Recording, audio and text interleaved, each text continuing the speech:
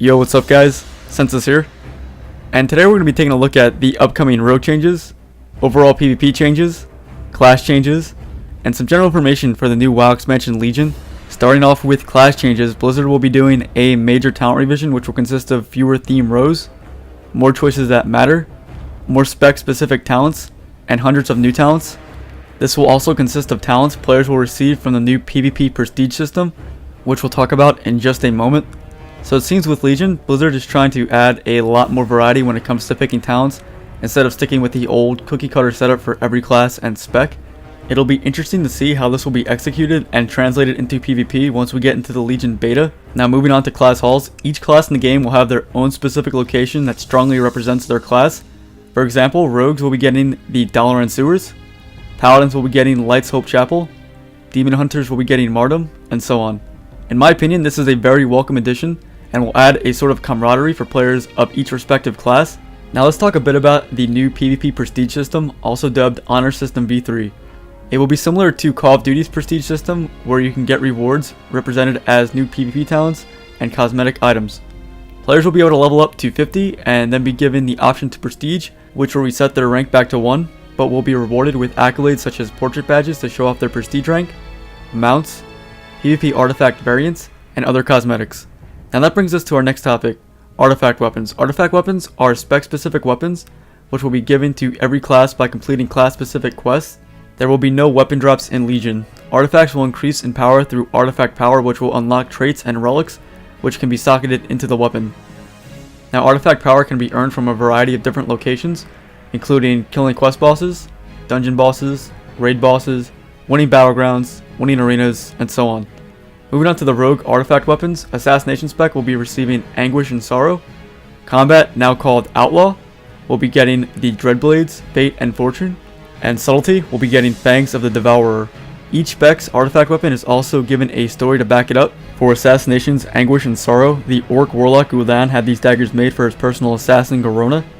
The blades are said to drink blood and inflict traceless poison, leaving little sign of their grim work. The perfect tools for an assassin. She used them to carry out countless atrocities while under Gul'dan's control, including the murder of Stormwind's king Elaine, whom she had befriended. Afterwards, in anguish, she asked a trusted ally, Meryl Winterstorm, to help her hide the blades away in the hope that they'd never be used again. For Outlaw, the Dreadblades, Fate, and Fortune. Shortly after the Cataclysm, Admiral Eliza Goreblade discovered a pair of ornately crafted cutlasses inside a recently unearthed wreck not far from Booty Bay.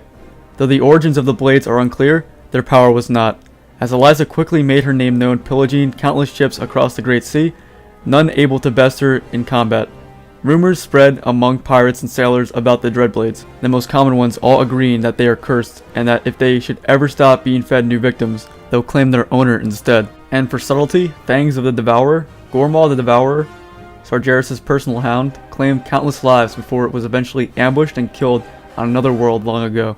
Following the hound's death, Mephistrov had its fangs crafted into two powerful daggers that still carried with them some of the potent withering essence that made Gormaw's bites so deadly.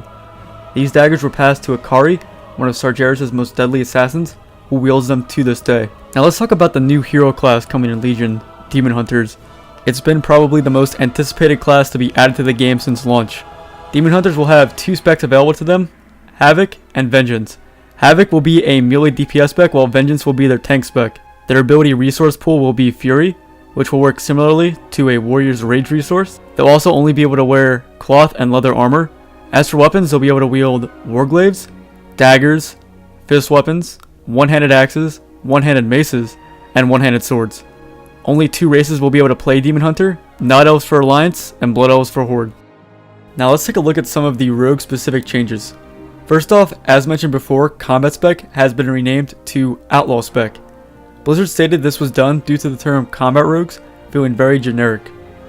This gives a new direction for the class fantasy, drawing inspiration from movies with different types of outlaws.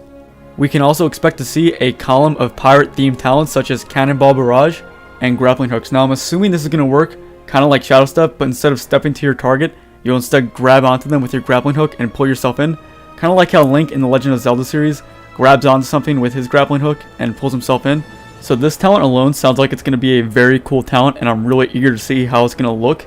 Now let's move on to subtlety rogue changes. Shadow Dance will be a passive with a 20% chance to re-enter stealth that doesn't break from taking damage. It'll definitely be interesting to see how this change plays out, and leads me to ask, if Shadow Dance will be a passive, will we be seeing a new burst ability or two for subtlety spec? Only time will tell. Sub-rogues will also be getting a new ability called Shadow Strike, which will teleport them to a target and do ambush level damage. So this ability seems to work similarly to the Cloak and Dagger talent. And the last change to sub-rogues that we know of so far is they'll be removing the Honor Among Thieves passive.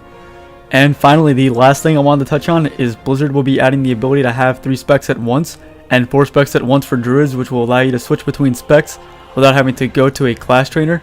This is one of the main additions I'm looking forward to in Legion, and it's been a long time coming for something like this. But I want to know what you guys are looking forward to the most so far. Feel free to leave your responses down in the comments. I'm really eager to see what everyone else is looking forward to. Anyway, that pretty much does it for this video, guys. I'm going to be coming out with more and more Legion content as more and more stuff is released. So definitely be on the lookout for that. And of course, as always, thanks for watching. I'll see you next time.